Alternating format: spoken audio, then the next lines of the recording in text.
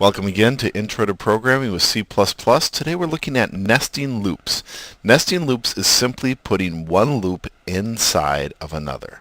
That's really all there is to that. So let's take a look at a program here. I've got a for loop inside a for loop.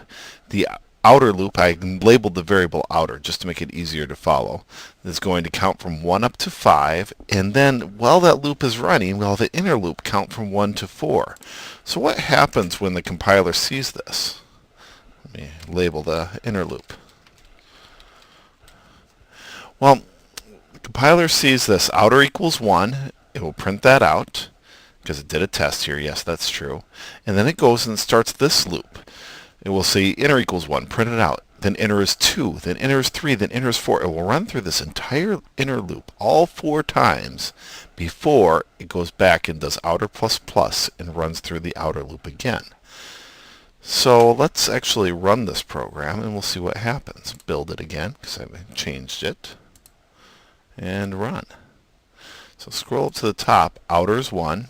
Inner is 1, 2, 3, 4. Outer is 2. Inner is 1, 2, 3, 4. Notice it reset.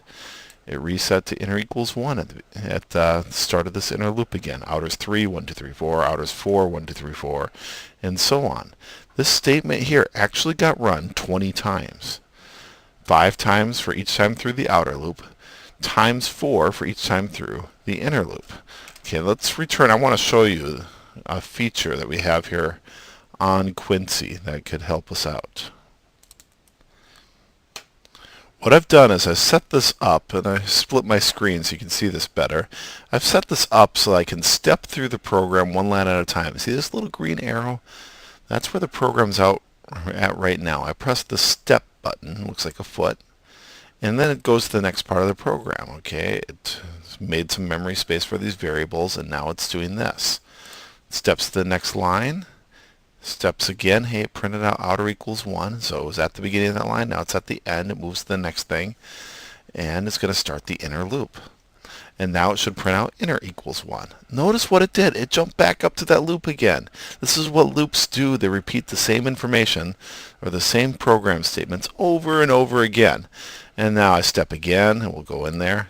Inner's 2, jumps to the beginning, keeps going. I want to get through at least one time through the outer loop.